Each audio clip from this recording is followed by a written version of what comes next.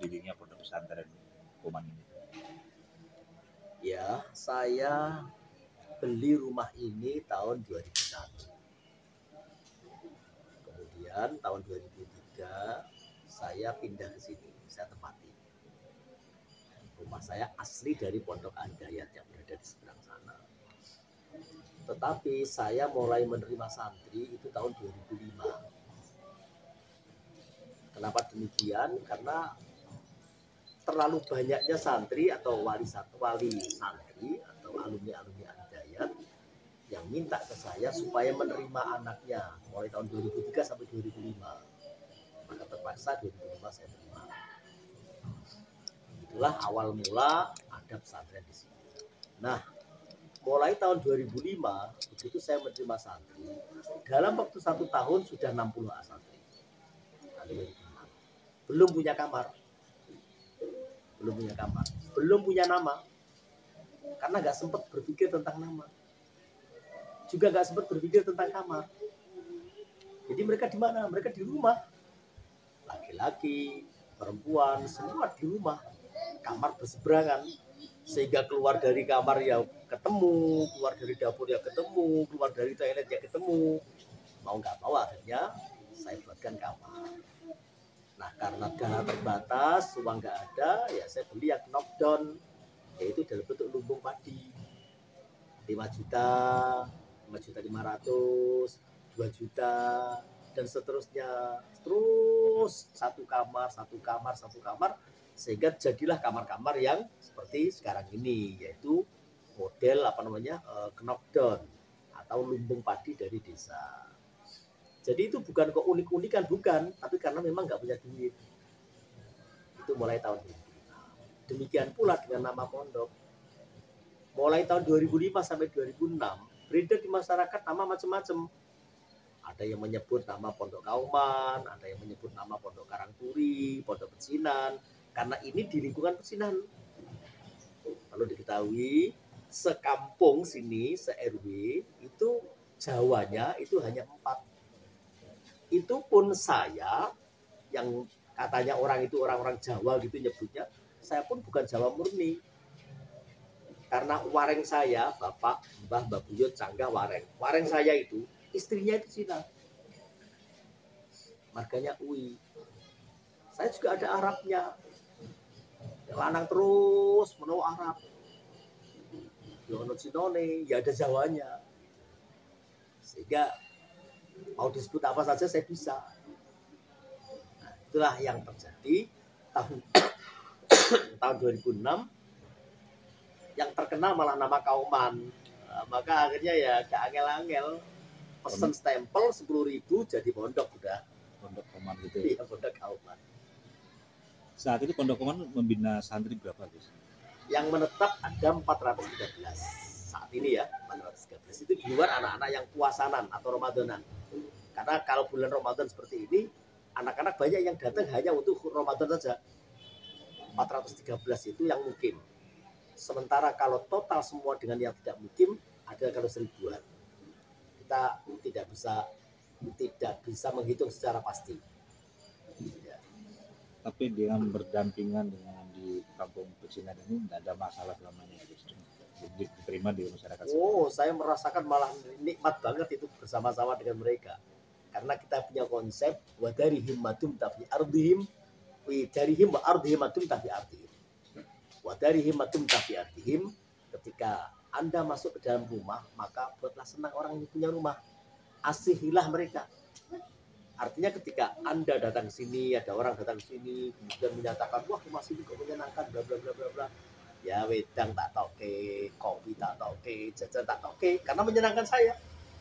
Coba kalau mereka datang ke sini tidak menyenangkan saya, rumah kok kayak kelenteng begini, bla bla bla bla bla, keluar pulang. Wa ardihim adum tafi ardihim. Ketika kamu datang ke satu komunitas, maka buatlah senang komunitas itu.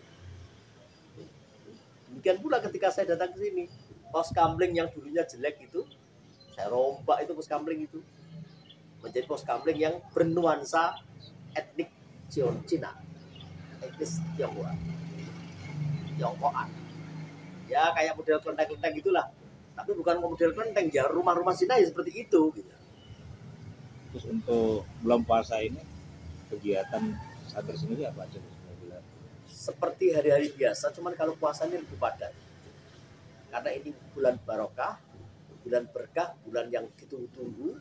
Jadi orang datang puasanan itu ada yang tujuannya mencari ilmu sebanyak-banyaknya pada bulan puasa, sekaligus juga mendapatkan barokahnya bulan puasa. Maka kepadatan jadwal itu menjadi ganda. Biasanya biasanya kan dari pagi sampai malam satu kegiatan. Sekarang ini enggak, setiap saat 2 kegiatan. Jadi ada pengajian untuk anak-anak gede, ada pengajian untuk anak-anak kecil. Setiap saat mulai pada subuh sampai jam 10 malam. Kitab-kitab kecil-kecil gitu. Hataman-hataman gitu. Ini kegiatan pengajiannya. Tentu juga ada kegiatan selain pengajian. Nah, kegiatan keseharian mereka di pesantren. Adopsi Pos itu, Gus. kamling itu sekali lagi di pos kamling itu kan saya bangun pos kamling yang model etnik Tionghoa. Itu karena beradaptasi dengan masyarakat sini. Dan karena saya yang bangun, ya saya buat tulisan. Ada tulisan hadis, ada hadisnya. Yang hadisnya itu kalimatnya wallahi la yu'minu, wallahi la yu'minu, wallahi la yu'minu. Demi Allah tidak beriman. Itu kata Rasulullah. Sampai 3 kali. Sahabat bertanya, ya Rasulullah, siapa yang tidak beriman? Alladzi la ya'manu jaruhu bawa'iqahu, yaitu orang-orang yang tetangganya tidak merasa aman dari dia. Alladzi la ya'manu jaruhu bawa'iqahu, orang yang tetangga-tetangganya tidak merasa aman dari dia. Artinya orang ini bisa jadi menjadi orang yang tidak beriman karena rese. Kok sampai tonggone gak kerasa, kok sampai tonggone gak seneng, kok sampai tonggone mau merasa gak nyaman. Ini kan berarti mungkin dia itu tadi rese. Tak pasang di situ itu pos kamling, ya kan, kaitannya dengan tetangga. Nah, terjemah ke dalam bahasa Mandarinnya itu bahasa Mandarin itu, artinya bahasa Cina sana, tidak bahasa Indonesia enggak, itu bahasa Mandarin. Nah, supaya orang itu bertanya gitu. Supaya orang bertanya. Bukan nganggo bahasa Indonesia, wong harus rasa takut. Gus, pondok Kauman ini kan bisa menerima. Ya, saya itu datang ke sini kan sebagai pendatang. Dan masyarakat Lasem itu masyarakat yang interaktif sejak dulu. Masyarakat yang cair hubungannya. Masyarakat yang antar etnis, antar agama, antar budaya sudah tidak ada sekat. Itu di Lasem sejak dulu. Itu terjadi setidaknya dalam sejarah tercatat tahun 1740 itu pernah terjadi perang kuning, atau kalau orang Islam nyebut perang Sabil. Ada 2 istilah itu. Kenapa ada istilah perang Sabil? Karena perangnya itu dimulai dari depan Masjid Jami' Lasem di alun-alun, dimulai habis melaksanakan sholat Jumat. Perangnya itu dipimpin oleh seorang Muslim santri Arab, namanya Kiai Ali Baidawi, Mbah Baidawi Joyotirto. Kebetulan itu juga wareng saya dari jalur Mbah Putri, itu wareng saya. Nah, yang unik, pemimpin teritorinya itu Cina, namanya Adipati Ui Ingkiat, OEI Ingkiat, Ui Ingkiat. Padahal pemimpin masyarakatnya itu Jawa, namanya Raden Panji Margono. Coba betapa hebatnya mereka zaman itu, yang punya wilayah, yang punya masyarakat ini. Wong Jawa kok gelem-geleme menyerahkan teritorinya kepada Cina. Kok maunya menyerahkan kepemimpinan perangnya kepada orang Arab santri. Nah, coba kalau sekarang, ya bupati harus anaknya dia, ketua DPR harus ponakannya dia, kan begitu. Ini menunjukkan bahwa interaksi masyarakat zaman itu sudah tidak ada lagi pembeda antara agama, antar etnis, antar budaya. Artinya kalau zaman itu 1740 sudah seperti itu, berarti sebelum itu kan dia sudah. Pertanyaannya kapan? Nah, kalau bicara kapan, Lasem itu mempunyai sejarah panjang. mempunyai sejarah budaya yang panjang. Ditemukan megalitikum, ya, ditemukan pula kerangka manusia yang umurnya ratusan tahun sebelum Masehi. Ditemukan kapal kuno yang 800 tahun yang lalu. Kemudian rumah-rumah yang bersejarah yang sekarang ini ada. Ini kan puzzle-puzzle yang perlu untuk ditutup. Nah, inilah tugas dari ahli sejarah untuk menutup puzzle-puzzle tadi itu supaya menjadi jangkep, menjadi sempurna cerita itu. Mulai kapan ada kehidupan di Lasem dan seterusnya. Oh, luar biasa. Masyarakat sini itu Masya Allah, bukan hanya orang Jawa, bukan hanya orang Islam yang memberikan takjilan kepada santri. Bahkan Tionghoa itu memberikan takjilan kepada santri. Ada namanya Pak Gandor, salah satu pengurus kelenteng di sini ya, pengurus utama kelenteng Lasem. Itu kalau bulan Ramadan begini ini sering, ya beberapa kali, 4-5 kali lah setiap 1 bulan ini, memberikan takjilan. Kadang-kadang rupa jajan, kadang-kadang rupa kolak, bubur kacang hijau atau kolak apa-apa gitu lah. Ini kan luar biasa banget ya. Jadi kan kalau pengen tahu ya, salah satu luar biasanya Pak Gandor, dia itu punya pembantu Muslim. Anaknya pembantunya itu di sekolah di pondok bayangkan. Dia pengurus kelenteng dong. Menyekolahkan mondok sekolahnya juga enggak di sekolah-sekolah biasa, sekolah agama. Zaman itu di IAIN Jogja. Nah, sekarang UIN lah ya. Zaman itu IAIN Jogja. Sampai jadi sarjana, sampai sekarang jadi guru agama Islam. Hebat kan? Kalau santri saat buka puasa, Gus, agendanya apa? Ya mereka buka puasa bareng-bareng, gak ada agenda lain. Ngaji saya mulai ba'dal asar sampai menjelang maghrib persis. Jadi nggak ada kesempatan bagi mereka untuk keluar sana, nggak ada. Itu rampung ngaji sebentar, buka puasa. Dan kalau buka puasa sampai melihat seneng. Karena apa? Karena mereka makan senampan, 1 talam gitu, 5 orang, 6 orang, 7 orang, 8 orang, 9 orang, terserah mereka. Mau buat kelompok sendiri-sendiri, ada yang 8 orang, ada yang 10 orang. Maksud itu hanya tangannya tok. Ini senangnya jadi santri seperti itu. Yang santri Gua juga ada perempuan ya, namanya Olivia, menghafalkan Quran malah. Ada yang laki-laki juga ada, namanya Javier, tapi sudah menikah sekarang. Dan Javier itu kakaknya Olivia.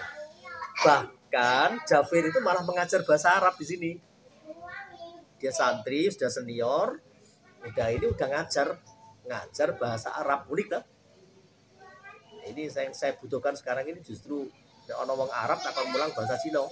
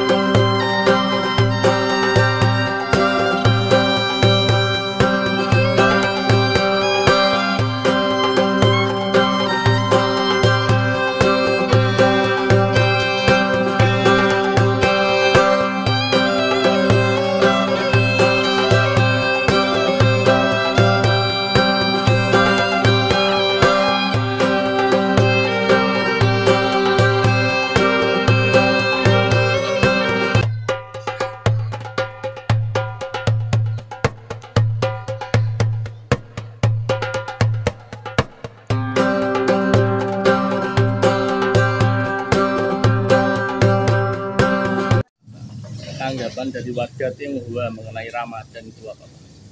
Terkait toleransi di Lasem. Kalau daerah sini ya maksudnya bukan dari Karangturi toh ya, dari Lasem lah maksudnya gitu ya. Kalau orang Tionghoa dengan orang pribumi maksudnya itu juga ya seperti keluarga sendiri, tidak ada masalah. Jadi baik-baik saja gitu ya. Masalahnya apa ya? Seperti ini contohnya. Di Karangturi aja di sebelah sini ada pondok. Kalau pondok mungkin dia punya kerja ya tetap laporan. Kalau dia mungkin ada pengajian apa dia tetap laporan. Jadi kalau dia punya kerja kita ya juga datang. Tapi sebaliknya juga orang-orang Tionghoa sini kalau punya kerja apa mungkin punya kekhususan, punya kerja apa dia datang juga. Mungkin dari kiainya tidak datang, mungkin dari anak buahnya yang datang gitu. Jadi semua itu ya bagus-bagus saja itu aja. Jadi tidak maksudnya seperti anak buahnya dari santri itu ya yang kurang ajar apa yang nakal tidak ada di sini, tidak ada. Jadi semua itu sopan-sopan semua.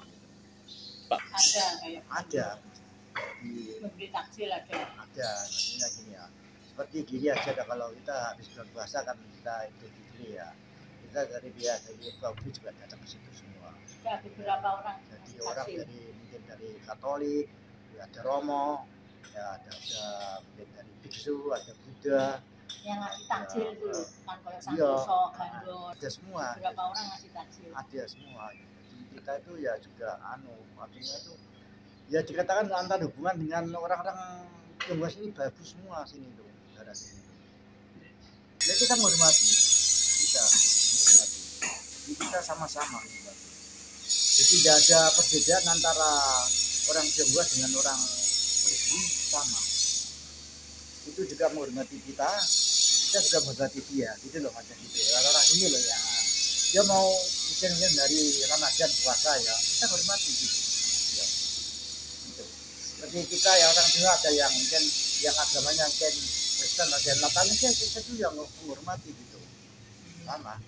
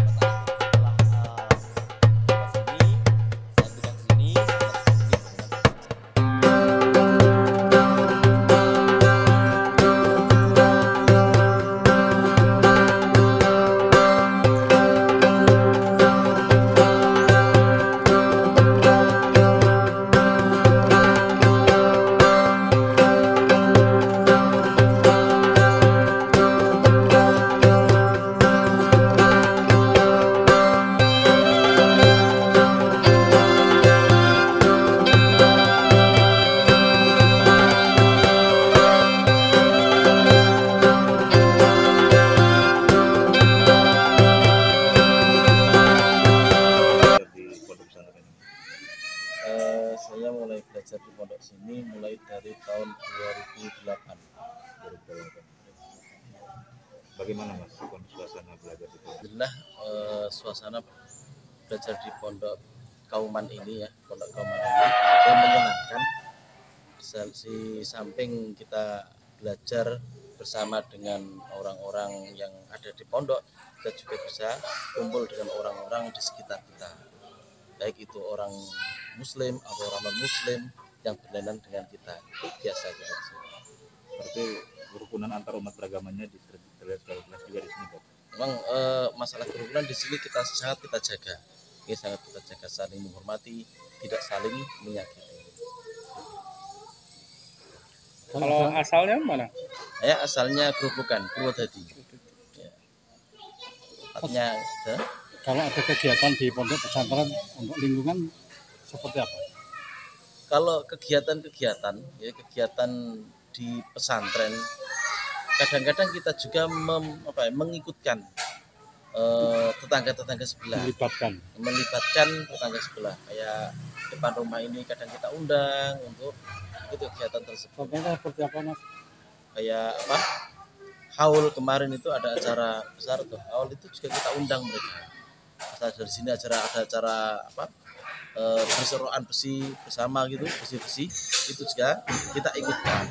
Kemudian kemarin itu juga kayak acara-acara nasional seperti upacara bendera diadakan pondok, kita juga melibatkan warga sekitar. Artinya kita bersama lah, selama itu tidak berkaitan dengan masalah ibadah ya, masalah sosial kita enjoy saja sama non muslim di sini. Sudah